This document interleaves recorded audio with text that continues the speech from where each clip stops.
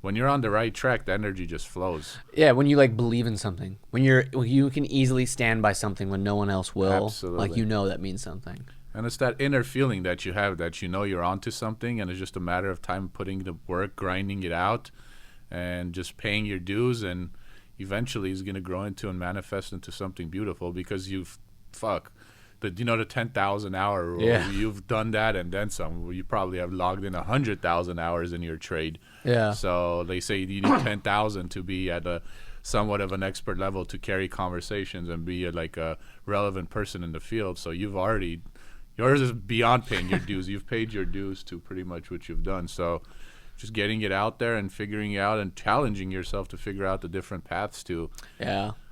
That's the thing. It's like it's very easy to find something you like and just kind of chill.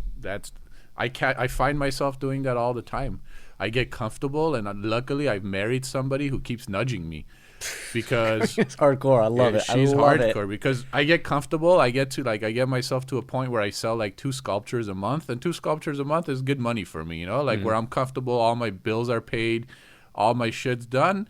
But then she's like, what the fuck are you doing? Try to figure out how to sell 3. Not for the money. It's not because we need the money. For the sake of for growth. the sake of growth. She's like, because if you just get comfortable, which is my nature is, I'm a very comfortable guy. If you tell me I have to live in this studio, like this is my new home, I'll figure it out. Like, I'll just mold and I'll just say this is my new house, even though it's half the size of what I live in now. But if you put me in a mansion, I'll also mold and my personality allows me to be flexible. But however, that's a good thing, but it's a bad thing because sometimes you just need to kind of push and propel.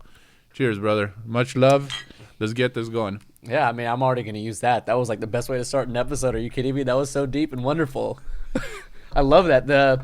The mold to your environment. Okay, let's introduce you, Karo. Karo Martirosyan. Is that saying it right? Martirosyan. That's yours, by the way. It's a nice little gift for you. Nice. Thanks for coming on the show. Thanks for letting me start the episode with what you just said, because that was beautiful. I'm probably gonna rewatch that and be like, all right, Haig, why are you doing this? That was great. But I like what you were saying with the whole molding to your environment. Now that's just you as a personality, like in your life. It's not even an artistic thing. Like, you're able to mold to your environment. So is that something that you learned over time, or is it the way you were brought up? Is it the way you lived your life? I mean, how is it so easy for you to just walk into like any place and be like, all right, this is what I'm doing with now? I think it has a lot to do with just the way I was brought up and the environments I was put in, and it kind of forced me in a way to be grateful for what I had. Yeah. And like growing up, I'm first generation, children of immigrants. So growing up, I grew up in a small, tiny apartment, and at a certain point, I didn't really have my room until I was much older. So like I would sometimes have to sleep on the couch, but I always felt rich. My parents always provided that environment. I never felt just because I don't have the house with the pool or I don't have this. Looking back, I had my bike, I had my computer, I had all the things I needed to just be out there. And so even now, if I'm driving just a regular car, or I'm driving it like a Ferrari, honestly, it's not gonna make a difference for me. I feel the same, and I think I'm really grateful that I have that. Part of it is learned, but I think a lot of it comes from, the way my parents raised me to just kind of be grateful what you have, but also to a certain degree strive for more. And it's that constant battle with me. It's like, do I want to strive for the best, or am I comfortable here? So it's like what we were just talking about earlier. So challenging myself, but challenging myself in ways that are exciting for me. Yeah. So I'm not going to challenge myself saying I want to be a billionaire. I'm going to go open up 40 different businesses and do that. That's not me. But I am going to challenge myself in my art. I am going to come up with ideas that are difficult to produce, difficult to figure out, and that's my way of challenging myself. So everybody has their own method, but going back to, I think, the question that you asked, I think it's both. I think it's a combination. That flexibility is a combination of learned behavior and just the upbringing that you've had. Well, it's super interesting because, even with your environment and, what you're taught growing up, everyone has a certain kind of, instinct about what could be better. You know, whether you're okay with your environment, it's like, oh, I may not be a billionaire, my family may not be rich, but I'm fine here. I have everything I need. Like, you can still have that attitude, but you still also have that thought, like, but what if? What if? But the way you're speaking, what you're talking about, it almost seems like the what if was never really something that crossed your mind. It's almost like you didn't waste your time with it. Because, like I said, no matter how comfortable, no matter how okay with your situation you are, there's always going to be the what if factor. I mean, a lot of great art comes from the what if factor. But growing up, especially as a kid, an immigrant in a different country, like, it wasn't that you weren't striving for more. It was almost like you never even questioned what if. You didn't care to know what if because you were too busy doing your stuff. It's like, I like to do this, I'm going to do this. And like, Absolutely. the success level had nothing to do with it. And I feel like that is like the key factor, from what I'm hearing, in you being able to mold to anything. Because you see something and it's like, what is Karo going to do best in this situation? Absolutely. And I think that comes from just being grateful for what you have at all times. Because if you're grateful for what you have at all times and you have that gratitude towards the universe, that energy, things just manifest around you. And if you have a little bit of intelligence and common sense, you're like, oh, that's a cool opportunity, you know, like maybe I can, you know, follow on that and something beautiful comes out of it. So a lot of the amazing things that have happened in my life hasn't been where Karo sat down for months on end and drawn up a business plan or come up with this mastermind, you know, like strategy of how to, you know, do this and how to be I've just kind of been myself. I've, you know, loved the people around me. I've been passionate about the things that I care to do. But at the same time, I've always been open to the universe, emotionally, mentally, and I've kind of gotten good at finding good opportunities and, you know, like capitalizing on those good opportunities. And I think that's the method that's kind of worked for me, rather than being very systematic about it and strategized and I have to do this today, I have to do that. I do that in certain aspects of my business because at the end of the day, now my art has become my business. Yeah. So I have to implement some bit of a strategy and more systematic approaches. But the overall approach to life in general has just been, let's be open, let's be caring, let's be loving, let's enjoy what we do, and just good things come. Bad things come too, you know, but usually the good outweighs the bad, and it's also just a matter of, you know, just your personality, just how you look at it. Is the glass half full? Is it half empty? And I tend to always look at the glass being, you know, full. Yeah. So that's kind of been my approach towards Karo Studios, towards my life, towards my friendship, towards my relationship with my family, and it works. So I'm not going to change it. What's crazy is, I mean, honestly, getting to do this podcast is great because I get to interview a lot of different artists, a lot of different creative people, and like some very successful, some still fighting for the success.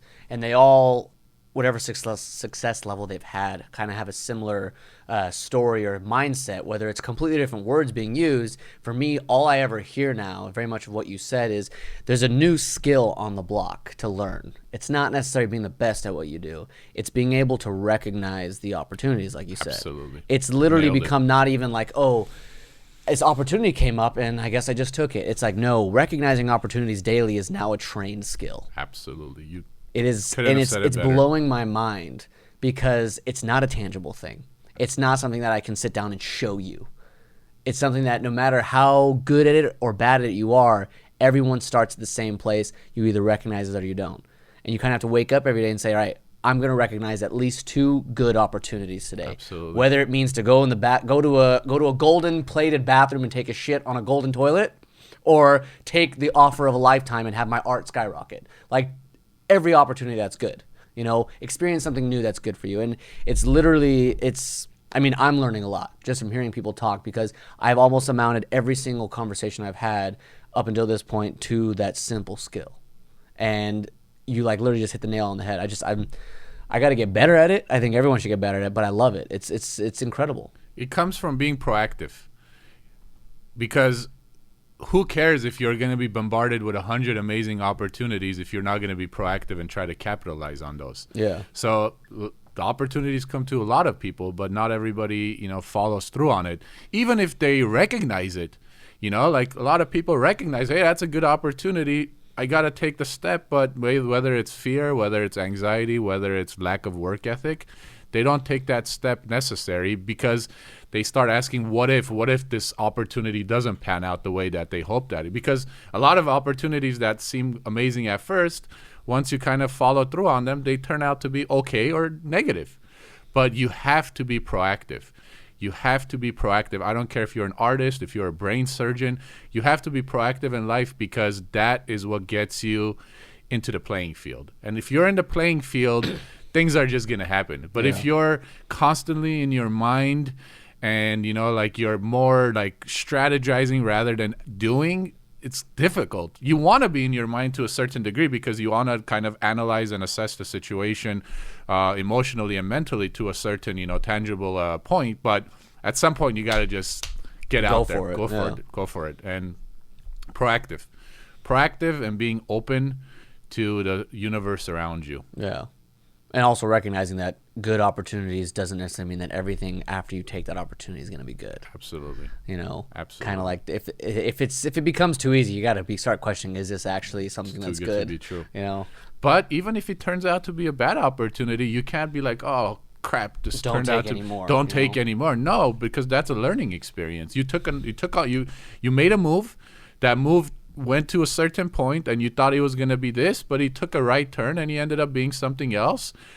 But you learned. At the end of the day, it's all about learning, and it's all about learning and bringing that knowledge towards the next opportunity. So I like what you're talking about, because I actually really want to know this specifically about your journey, because you haven't always been the artist that you are working on the projects you are. You know, let's see, I mean, you've known me since I was like born basically, but you went to school for architecture. After that, you went into the art business and did so many different things in the art business, like incredible, like pretty much had run the entire thing. And then all of a sudden you make this out of the blue switch, at least to me it was out of the blue, to become an artist. I want you to walk me through, if you can, the architecture, the art business, and becoming an artist. Not every detail, but I want to know the choices that led you there. Because to go to school for architecture, you come out of it and then you jump into a business that wasn't architecture. I mean, it was literally, you know, managing my dad's art or working on my dad's art and taking care of the shows, which was like so business related, totally opposite of your schooling, and then went right back to art. So talk to me a little bit about that. You started in architecture school. Where was your mind at regarding your life then? Great question. It's been a beautiful journey. I got to just always say that, because I never in my wildest dreams would think that I would be here today.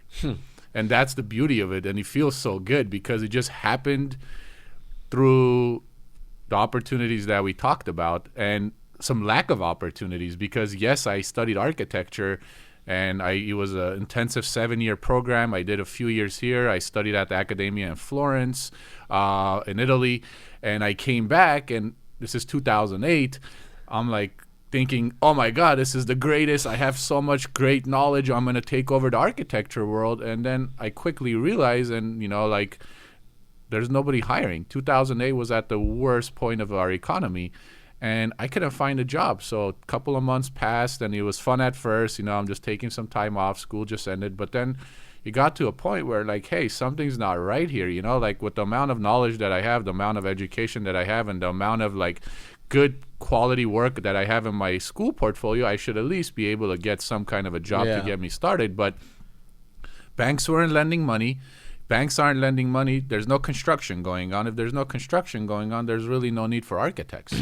So fortunately, again, an amazing opportunity came up where your father, who's been a part of my life ever since I've been a young boy, said that, hey, you know, like, why don't you come and help me out with my business? And growing up, I was always kind of seeing what was going on, because I would go to his shows. We were all part of that. We were all part of it, whether we wanted to or not, just, you know, just through our family. And I'm like, you know what? What's the worst thing that's going to happen? You know, like, this is a world-renowned artist asking me to, like, just go and let's see what happens. Yeah. So I took on the opportunity, and just like what we talked about, the opportunity came, I took it on, and it turned out to be an amazing opportunity. What was crazy is you excelled at this. Because, I mean, every time I hear my parents talk about you, anytime regarding, like, oh, when Karo worked for us or worked for me with this one show or this one thing, it's always like, Karo could do it. Karo could pull it off. You were like this golden employee, this golden child that showed up. I don't know if it was like that from your eyes, but you were kind of the guy that everyone knew could pull it off. So it was incredible to watch. Just like you jump on this opportunity, all of a sudden you're fucking excelling at a huge rate. Because the things they were asking me to do was part of my essence. Yeah. They weren't asking me to do things that were, you know, like against what I believed in. Everything that was there, they were asking me to do was, oh my God, you have to dress up nice and you have to go to these amazing shows and you have to travel and everybody's with you and you get to talk to beautiful women and you get to talk to great, intelligent men and, you know, talk to them about art, talk to them about their life. Be surrounded by it constantly. Culture, you know, constantly. You know, how could I not excel? You know, like it was such an amazing place to be in. And that's why I'm just so grateful, because that kind of, I didn't know, but that was building my foundation for my art. Like I never knew I would at some point start creating myself, but being around all that creativity, whether it's in your dad's studio or at a trade show in Singapore or at a trade show in New York, you're constantly in this world. And I guess in the back of the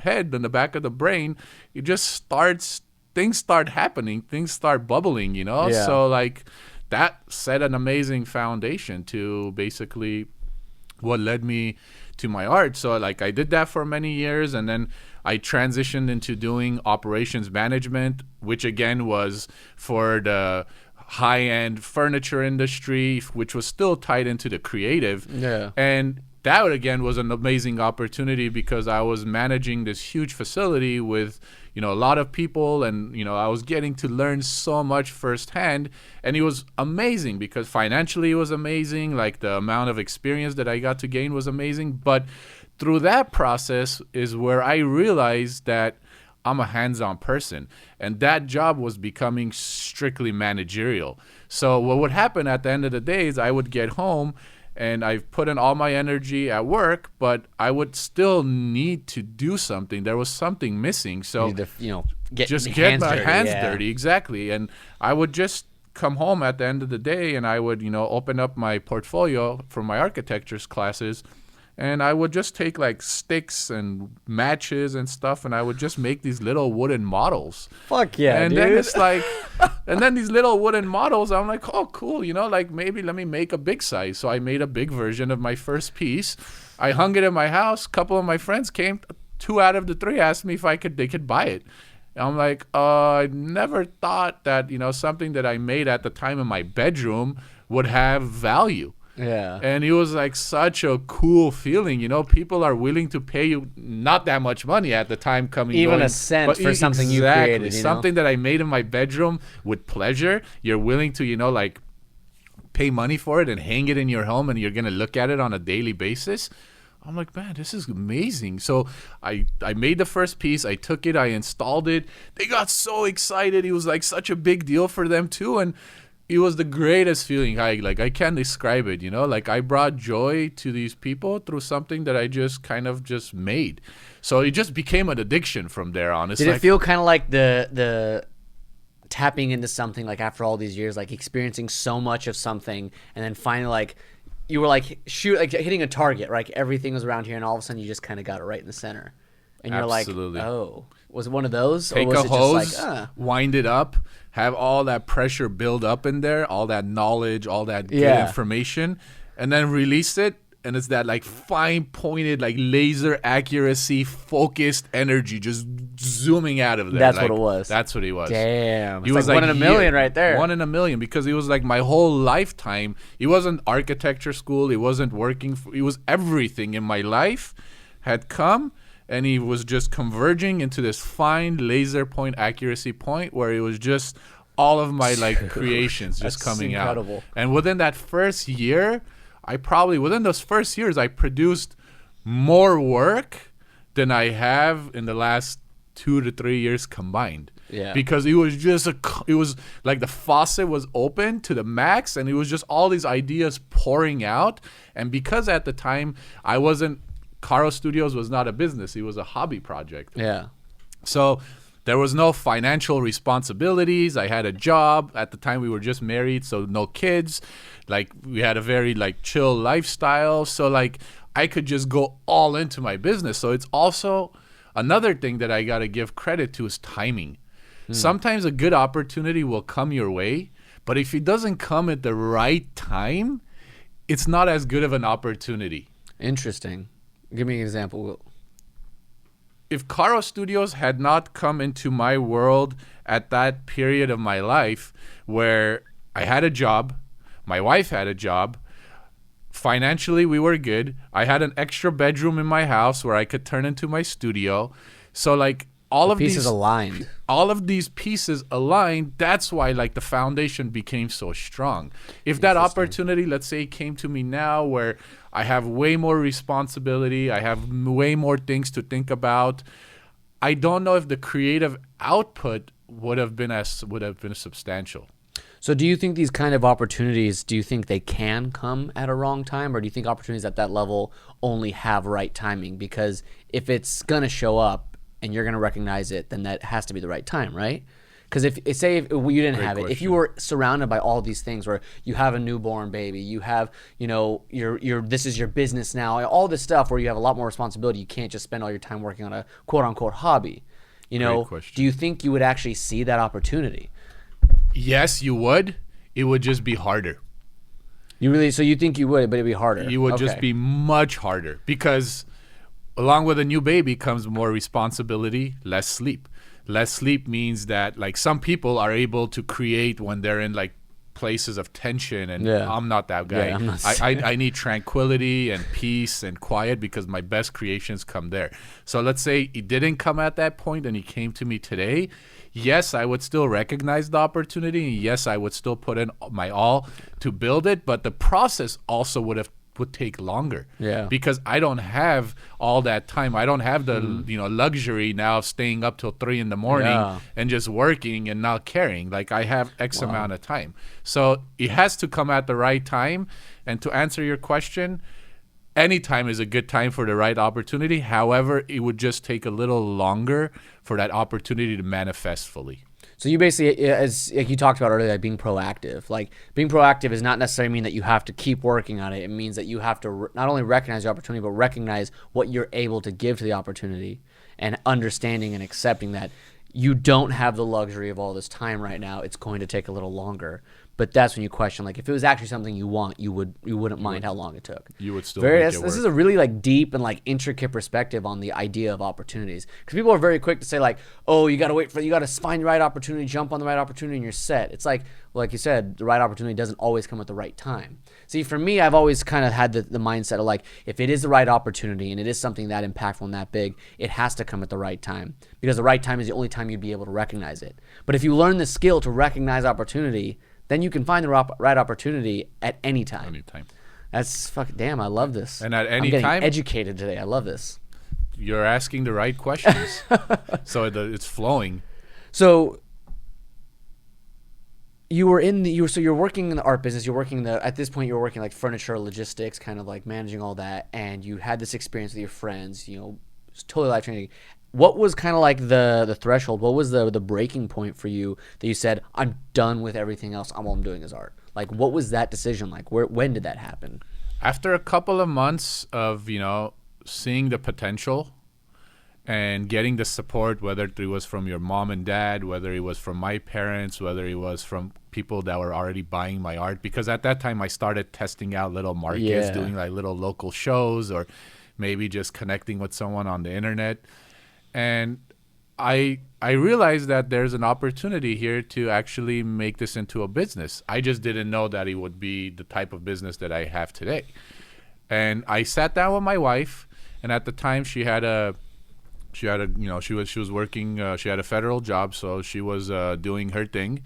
And I'm like, you know what? We're in a position where, can you allow me 1 year to see if I can make Karo Studios into a full-time business? And I got to give her a lot of credit because she saw my passion. She saw my quote-unquote talent.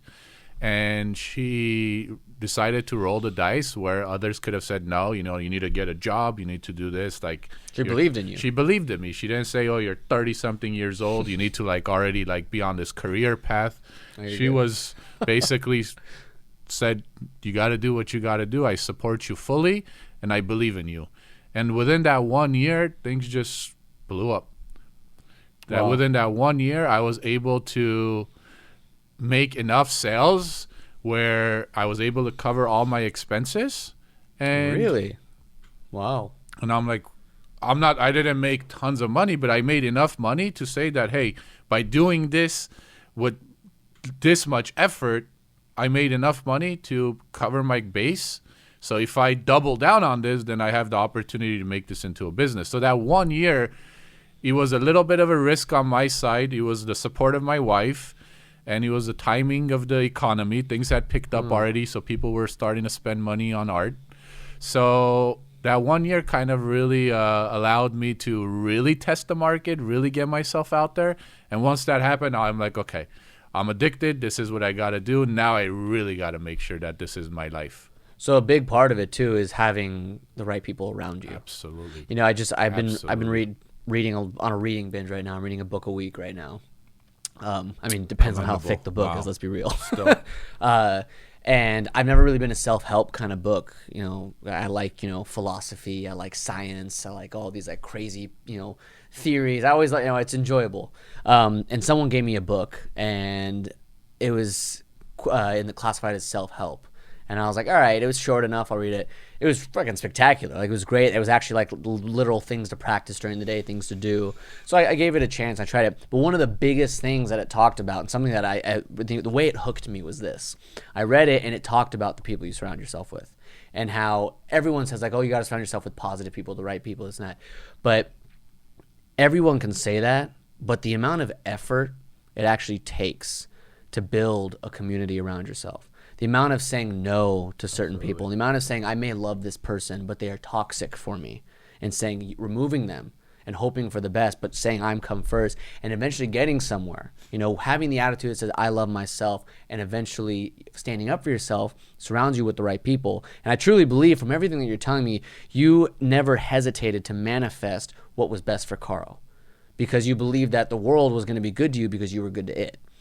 And here you are this many years later, this many career changes, this many experiences later, with this opportunity said, hey, I want to do this. And it's not that you have to sit there and stop before I do this. I got to surround myself with the right people. It's that opportunity came, and because you had surrounded yourself with the right people, because you chose the right woman, you said, yeah, here's a year. Do exactly what you need to do. And that right there is why who you surround yourself with is so important. Not because you need to feel good about yourself every day, not because you need someone telling you you're great every day. Fuck that shit. That's your job, right? Exactly. But because when that time comes, when you need to give everything you are to yourself to create something beautiful, create something great, those people are there to make sure you can. Absolutely. I mean, that's just a beautiful, beautiful example. Again, there have been people out there that have built empires with so much tension, and people that have not supported them and have constantly put them down. But it's so much better when people around you are the right people and they support you. Just the way it flows, it just is amazingly better. So well, it's classifying those people too, because the people that put them down and cause attention, they're classified in those successful people's lives as motivators. Like I don't spend all my time with them, but I remember these people. Absolutely. And I visit them to make sure I remember. If I'm like can't remember why, I'll go there and be like, that's right. Absolutely. But when I go home at night, when I go out with my friends, those are the people that I keep to allow this to accomplish. Absolutely. Organization of humans. Yeah. No, man, that's also another thing. Like, I'm very fortunate to just have had good quality people in my life. Like, with the exception of like one or two here and there, but for the most part, I don't know if it's been my energy that's attracted people. But you're doing 100%.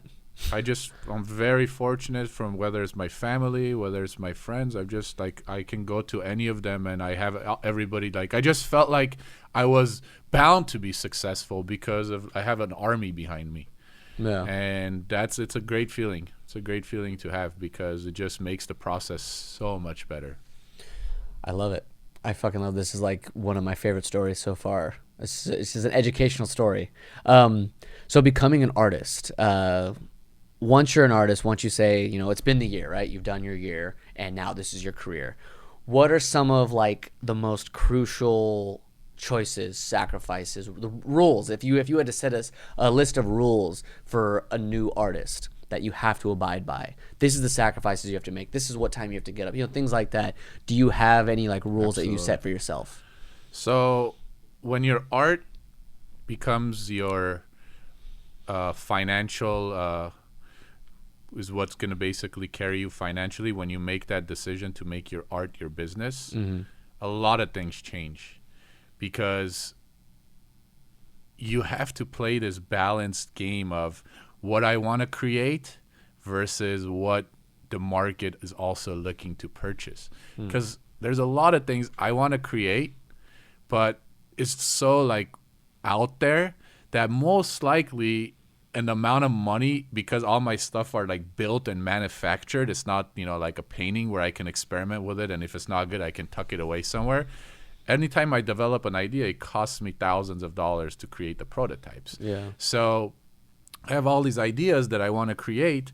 However, a lot of them I don't know how the market's going to realize and recognize. So is this constant tension of what you want to create versus what the market wants. So my rule has become, for every 5 pieces that I create for customers based off of commissions that they've placed, I give myself the time and the budget necessary to develop one piece that's totally mine.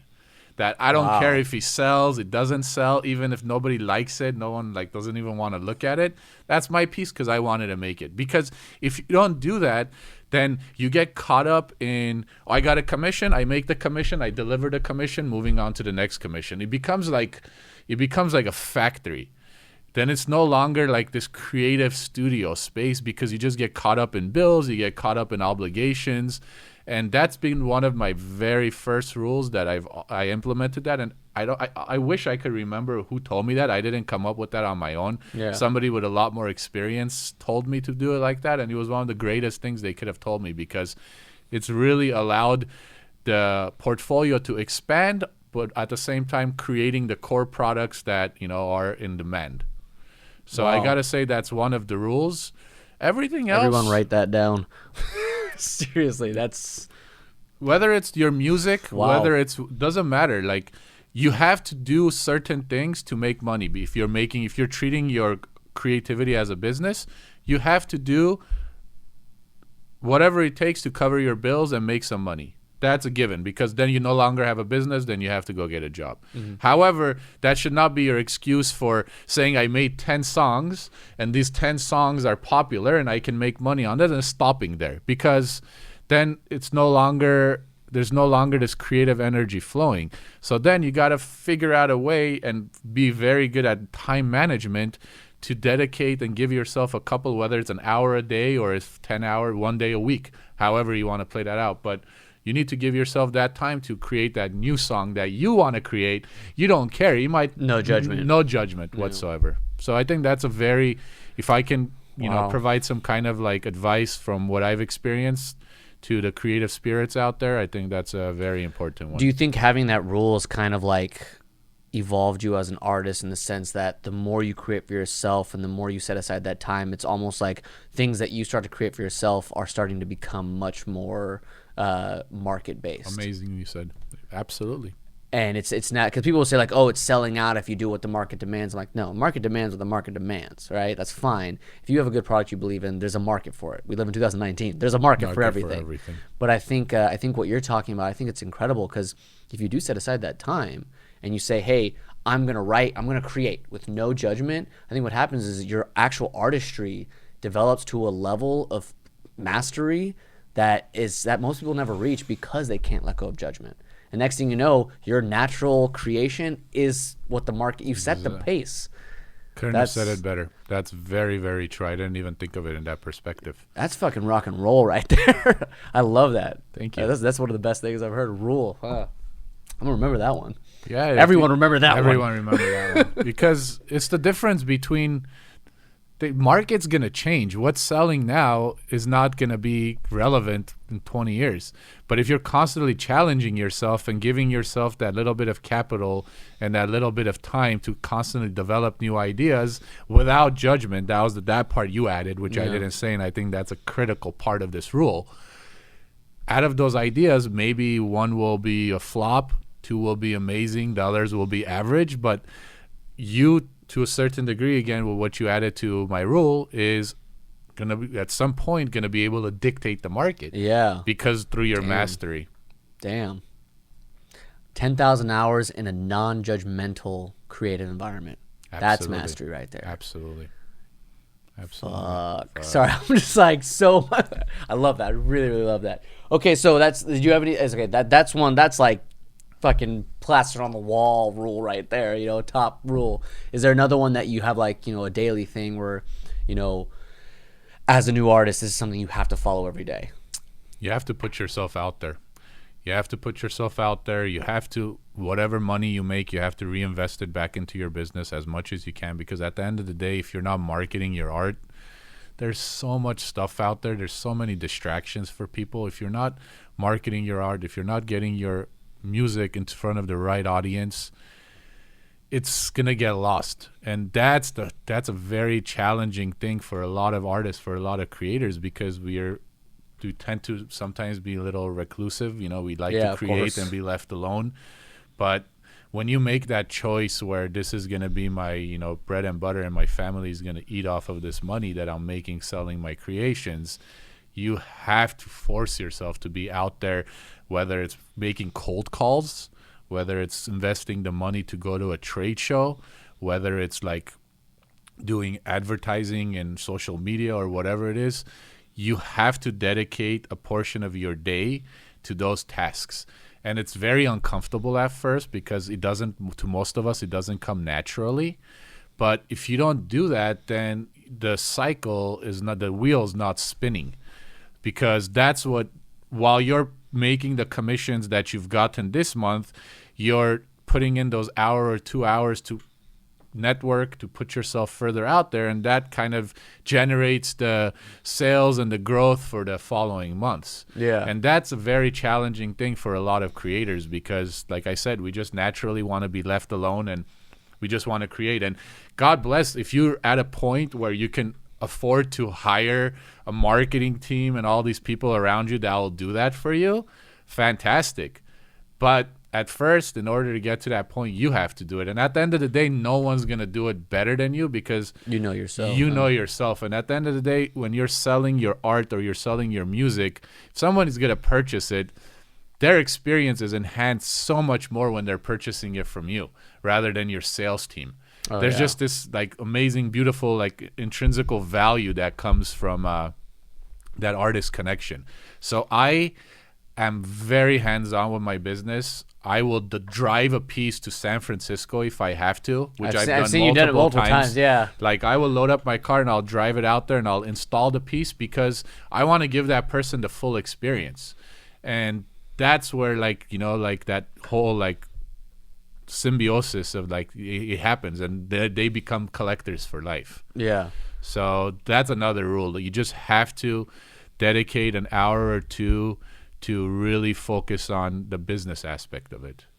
And I'm talking about strictly if you want this to be your business. If you just want to be a creator and you have your 9 to 5 and you're making your money doing that, more power to you. You create and you do whatever you want. But if you want to treat it as a business, unfortunately, these are the sacrifices that have to come along with it.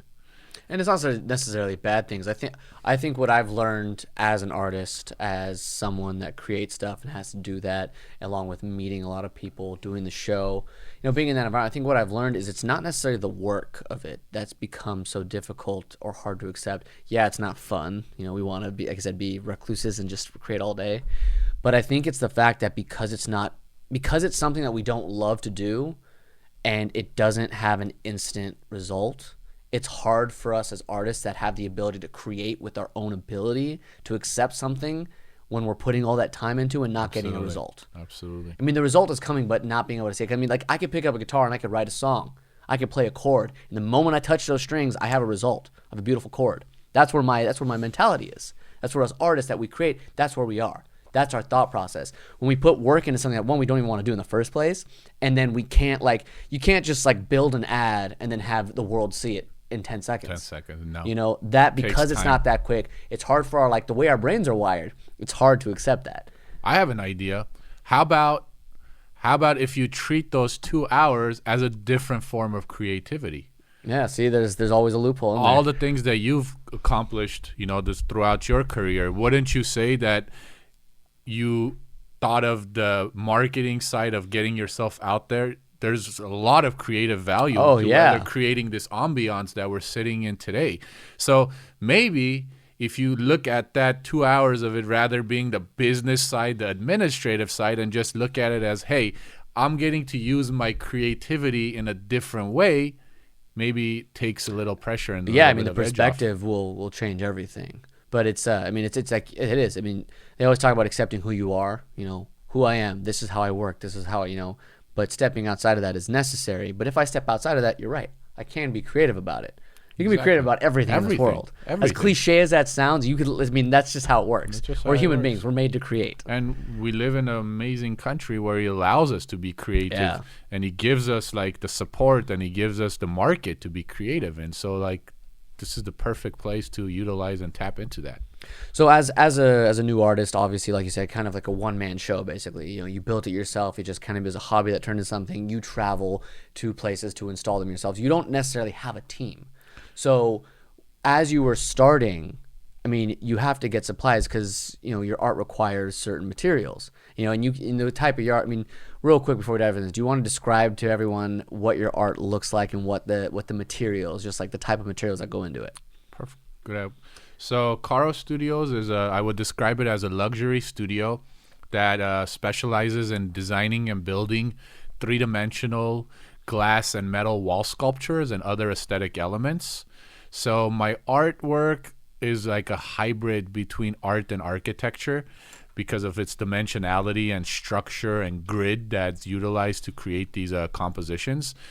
A lot of glass. I love steel. And when you look at my work, I would say my work came from intense travel.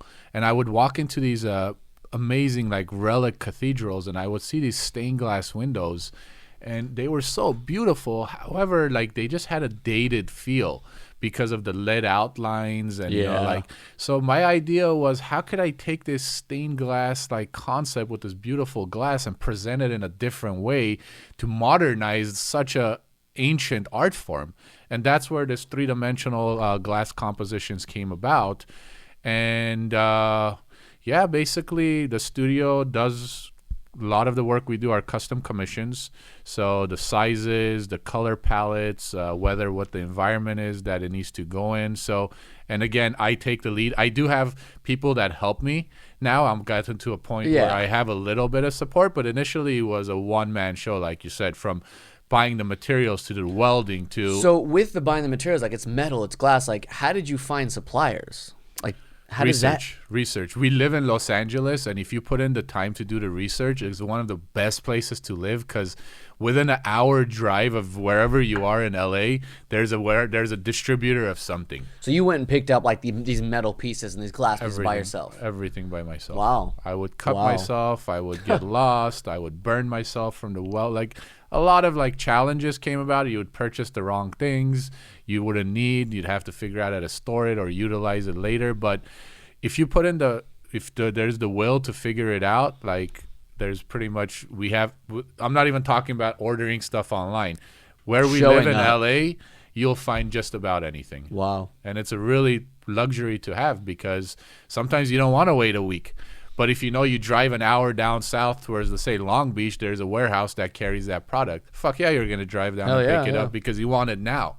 So, and sometimes seeing that product, the materials you're going to use, like I love there's this place in Sun Valley. It's called Industrial Metal Supply. They're huge. Think of like a Costco for metal. Any type of metal you can think of is in that store, from brass to copper to steel to just some crazy stuff. For me, it's like a field trip. I just go there because just walking around and seeing the different materials, it also allows you to come up with new creations because of already pre-existing materials that are there that you had no idea about. Yeah. So sometimes you don't have to like reinvent the wheel. Sometimes the stuff are just there and you just got to kind of go and explore and play. Yeah. And it's through that play that these new ideas develop. So So I mean, it's incredible because the architecture and the art side of it really work together. Because I love it. I mean, if anybody hasn't seen Carl's work yet, it's karostudios.com. Yeah. Karo studios.com. Right now, pause the episode. All right, go look at it so you understand what we're talking about. You'll see the architectural and artistic side of it. It's incredible. Come back and press play.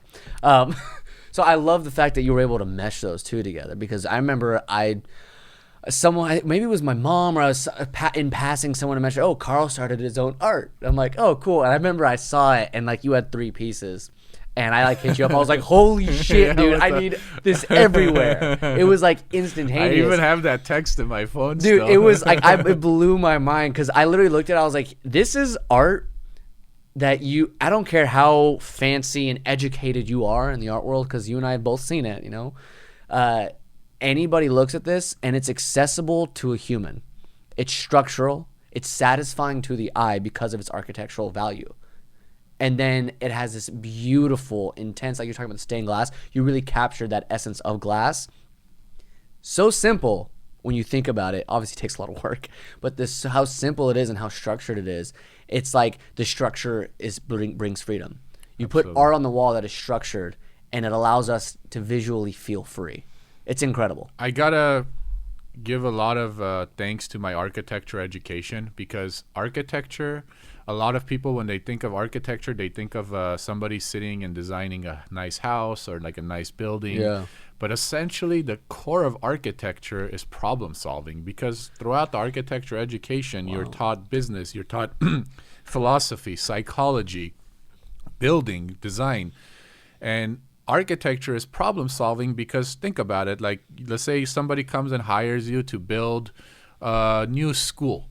Well, they're telling you, Karo, you have X amount of land that needs to include X amount of usable building space that needs to be utilized by X amount of people, that there's so many factors that go into like this design. So like your brain needs to take all of this data and problem solve and dissect it into more digestible pieces. Wow. So what architecture education does is doesn't necessarily teach you how to design pretty things. It teaches you how to take a lot of data and break it down into smaller fragments that you can now figure out how to attack this. So that knowledge can be utilized in your personal, so basically that skill that I honed from my architectural education, I'm able to utilize in different aspects of my life, because at the end of the day, like I said, it's not designing pretty things, it's solving problems. And when you take, no matter how big the problem is that you're faced with, if your brain is able to take that problem and break it down into smaller pieces, build a structure, then you kind of come up with a plan of how I can maneuver around this and figure out how to take that problem down. That was beautiful. So wow. That's architecture in essence, in my opinion. People can describe it differently, but that's what I gained from my architecture. Well, how beneficial is that? I mean, how many times have you heard freedom comes from structure? You know, like in a certain sense, if you can structure your day, if you can structure your time, Absolutely. you know, you have freedom, and you've literally manifested that into a piece of art you put on your wall. Absolutely. I mean, look, my father is a world famous painter, right? I've been around art and different types my whole life. And, you know, I by no means am I someone that is super educated on what's good and what's bad. I know what I like and what I don't like. And when I saw your stuff, it was one of the first times I was like, you know what? I want to walk into my house and I want to see that on the wall because it's pleasing to my senses. The same way you listen to the songs that you like. The same way you eat the foods that taste good. The same way your senses respond to everything Absolutely. else. It was one of those first things I saw. I was like, holy shit, it's just tapped in to what's naturally pleasing to a human. I'm also very fortunate to have chosen glass as one of my main mediums, because glass by nature, its sheer natural opulence and sheen is so beautiful on its own that I, as an artist, just need to figure out how to present it properly.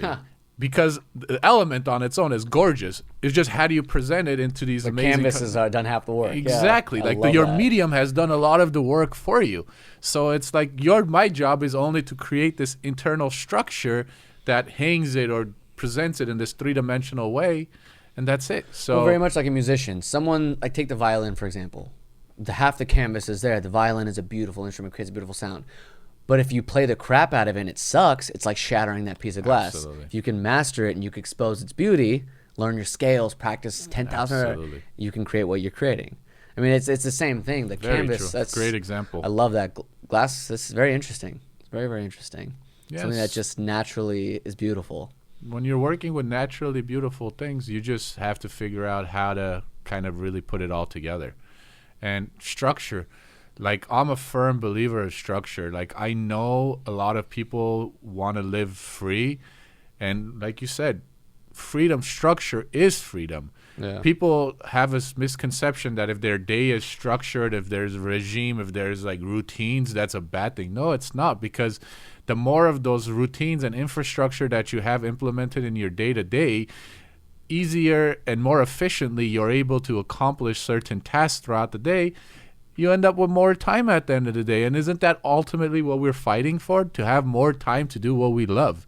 So if you can, another advice is if you can figure out ways to streamline and create infrastructure around your day-to-day routines, I guarantee you it might take months, but at some point you're going to get to a point where it's going to allow you some more flexibility in your time. Yeah. So structure is not shackles. Structure is truly freedom. I couldn't agree more. I think it only works though if you give yourself structure. You have to be What do willing you mean by that? You have to be willing to manage your own life and manage your own Absolutely. time. Absolutely. Because if you go around letting other people tell you what your schedule is, you'll never be free. Very good add-on to what I was trying to say. You have to create the structure for Yeah. yourself. It's not somebody's dictated structure. And you have to hold yourself accountable to it. It has to be just as important as, showing up Absolutely. to work. Absolutely agree. Yeah. I love that. I think that's no matter how good we are, I think I'm always trying to get better at that. So your art, you build it, you've made it. It's not a hobby anymore. You start this business. How did you go about pricing it? Like, I mean, how did you go about deciding its value to someone else's, like bank account, for example? I come to you and I you're doing your first show and I say, wow, this is my favorite piece. I have to have this. How much is this? Like, how did you get to that statement that's about to come out of your mouth? Trial and error, but also when I was working for your mom and dad, I went to a lot of trade shows, Yeah. a lot, and I was surrounded by a lot of art. So whether you like it or not, you're going to see certain pricing of certain products that are out there in the market. So that already gave me a foundation. However, looking back, the first real glass sculpture that I made, I sold it for $1,500 to a friend of mine.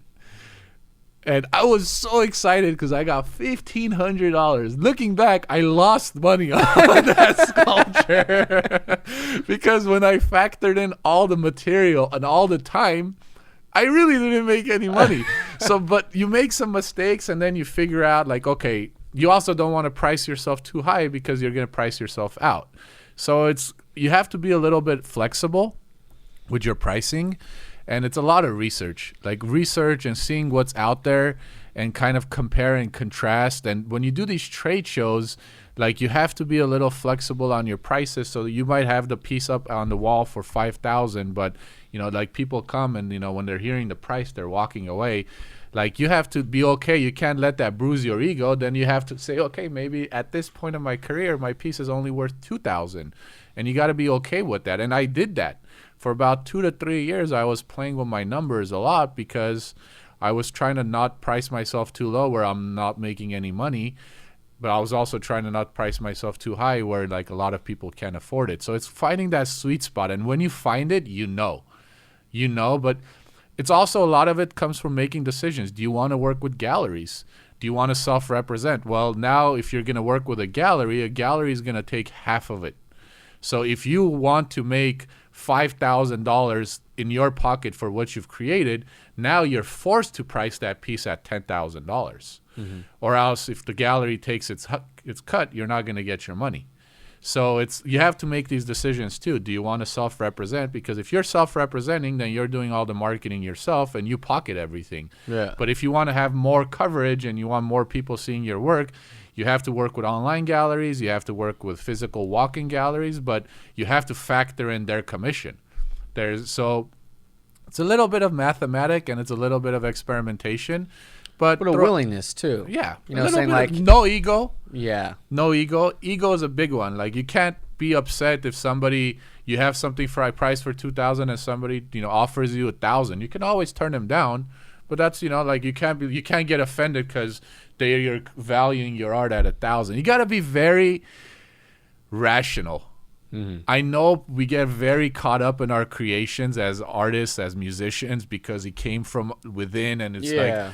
But at the end of the day, if you're making money and this is your livelihood, like you gotta also be very like a little chill and nonchalant about it, because at the end of the day, like you're sharing it. You're Your sharing. goal is to share Exactly. it. If you're gonna get super like messed up over someone offering you $1,000 less, and to the point where like you're gonna just be stubborn and forget about why you're doing it, then it's not worth it. It's not worth it. Absolutely. I mean, and of course, as you become more successful, you raise your prices to what you think it should Absolutely. be. You become more important, whatever it is. And you develop pieces for different price points. That's what Yeah. I ended up doing. So You build a product line. You build a product line. So at first all of my sculptures I were doing were big, and big means more expensive. But then I realized people love my concept and love my art, but they don't have the money for the big, or they don't have the space for the big. That's a very common problem, with art. Wall space. So I designed smaller ones for a fraction of the cost. So that's where you figure out your price points. You don't say, oh, I have to have my big sculpture be cheap just because everyone can afford it. Just make a smaller sculpture with the same, cool effect. Yeah. That's I think that's a really, really important aspect of, not even just, art, music, anything.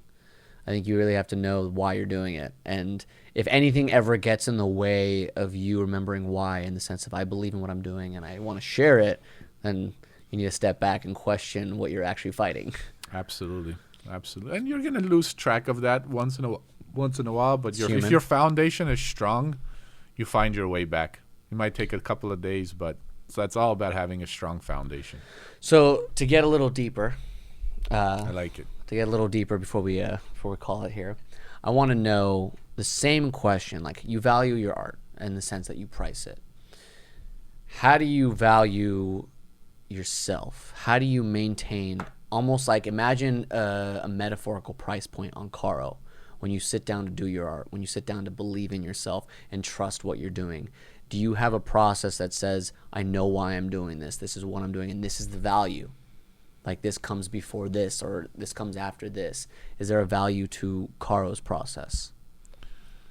There is a value, and for me it's a lot easier because it's so like everything I do on my day-to-day, it feels so natural to my essence. So I don't really have to ask that question to myself too often. It's a great question, but just my day-to-day and everything that I'm doing, like, it doesn't feel like work. Like, it just kind of like this is what I have to do. And my brain has started just kind of thinking in that direction. So I wish I should probably do it more often to kind of take a second to reflect, but I'm constantly just doing. So like, to very well answer that question, man, that's a hard one. I mean, you don't have to have an answer. I think there's a huge difference between pricing something like the physical value of what you create, and the value to yourself of your time and sharing it. Okay. Because like, you could spend 3 days working on something, and sell it for a certain price, but that 3 days can mean nothing to you. You're just trying to get to the end where that price, to the point where you can charge that price, right? But that 3 days has to cost something to you. It's not money, but that time has to have some sort of value to you. It can be literally worthless unless you get that price, or it can be the most meaningful thing regardless of you get that price at the end of the day. So anytime you have a business, you're going to get that business to a point where a lot of the things that you're doing on a day-to-day can be outsourced. So that's a very difficult thing that I'm also having that challenge with, because this is my baby and I want to have like full control over it. Yeah, not ready to let go. I'm not ready to let go. But at some point in any business, you have to get to a point where you have to say, you know what, maybe sending out these emails or doing this research can be done by somebody that's going to make, like 13, 14 bucks, 15 bucks an hour, whatever. I don't know, whatever the going rate is. I'm not familiar with that. But obviously your value is going to be more than that. So it's a big challenge for a lot of creators, because especially when we started something from scratch and it's our baby, to let go and say, you know what, this is the time that I need to bring outside help, and it is worth it. It is worth me spending the money because it's going to free me up this many hours. And because it's going to free me up this many hours, my value is more than $15 an hour. So within that time, I'm going to be able to come up with new ideas and do other things that are going to generate more business, and it's going to generate more creative ideas. So to answer the question is, I would say basically just overcoming that challenge. And when you get to that point, you know you've gotten to that point where a lot of the things you're doing during the course of the day could be done by somebody else. And finding that right person. That's the challenge, though. It's finding that right person that shares your values, that shares your, like, a lot of people neglect to get to that point because they're so, like, rigid with the way they do things. They're like, they think that they're never going to find that person that's going to come in, but that's not true. There's a lot of very talented individuals out there that would, love the opportunity to be in that environment. You just got to kind of take that step and do it. So wow. So it's a matter of, like, you have to at some point decide almost a price value of what your time is worth. Yeah. Like, it doesn't matter what you're doing with that time. It's your time. Yeah. At some point, your dad came to the point where he couldn't frame the pictures himself. He wasn't worth it. Not that he can't do it. Your dad can do anything. Yeah. But he wasn't worth to frame the pictures himself. I'm sure in the beginning he did that. At some point, he realized that it's not his job to load the truck or set up the art booth, even though he was always there and involved and helping out, because he's sitting in his studio creating another masterpiece. That's what he should do. And in the beginning, everybody has to pay their dues, and which he did, which I did. I've loaded the truck. I've done every, little bit of thing that you could do to have the business grow, which is essential, because eventually when you get to the point where you need to train someone, you have a full understanding of how they'll respect you works. more because you know They'll exactly what respect you're you, talking exactly. about. You're not just some guy sitting on his high chair. You're like the CEO that's worked, started as the janitor. Absolutely. And then worked his way all the way to the top floor of the building. So I think that comes with the growth of the business, is recognizing when you've gotten to that point. And it's scary because now you have employee you have to worry about. Now you have payroll. Different concerns. Mm-hmm. Like you're bringing somebody else into your sacred space. So but again, I'm strictly talking for a creator who wants to take their creations as their livelihood, and they're treating it as a business. And if it is a business, at some point, whether it's in 1 year or it's in 5 years, your business is going to get to the point, if it's truly a business, that it's going to need outside help. Yeah. Because your value is more than that outside help is going to cost you. Yeah. And you got to believe that that's the right thing to do, and you got to not be afraid to bring in that person, pay that person, compensate them fairly, create a great environment for them to work in, so you can focus on other things. Wow. I know. I think that's an important thing. I think it's really hard to know when it's time, but usually there's signs. Things kick you in the face. So before we go, I always ask my guests, about advice. Although this entire episode has been pretty much advice to anybody. Sorry, I didn't know I was. No, that's a good. Here. No, it's not preaching at all. I love this. This is exact because it's very much in depth, very much passionate. I mean, you're obviously very passionate, but you're so self-built and you're so willing to express how and what you went through that it's like, I feel like at this point anybody could listen back and be like, there's so much I need to work on to become better. So that being said, I'm still going to ask, say I come to you, Karo, I have a style of art I've just created. I've been working on it for 6 months. I've already sold 2 pieces and I want to make this my living. And I want a piece of advice from you. A young artist comes to you and says this, what is like the top, number 1 piece of advice or top 2 pieces of advice you would give to that artist? Top 2 pieces of advice. Well, know your market. If this all goes back to, is this something you want to do as a hobby, or is this something you want to treat as a business? If you decided that this is what you want to treat as a business and you're a young emerging artist, know your market. You have to know what the market is looking for. Color trends. And this is not selling out. Like, some people will look at it and say, oh, you're selling, yeah, you're creating what, Work. but dude, it's work. You have to make money to live in order to continue creating. It's just common sense, you know? So that's the decision you've made, you have to put in the time. You have to go to trade shows. You have to connect with other artists, designers, research online, and figure out what kind of products are selling. And kind of guide the work towards that, because that can be your bread and butter. That can be it's still your creations. It's still something you want to create. Well, there's a market for it. There's a market already. The market's already telling you that there is a market for it. Yeah. So why reinvent the wheel? Reinvent the wheel with the advice I gave earlier on your own time, with those 1 or 2 pieces that you're doing for every 5 pieces the market's kind of pulling in.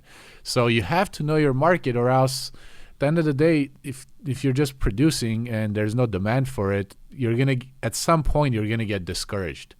And when you get discouraged, it's gonna be really hard to get that motivation and energy back up to kind of get the wheels rolling again. Yeah. So if you can have that research and analysis done, it's gonna make that process a lot smoother.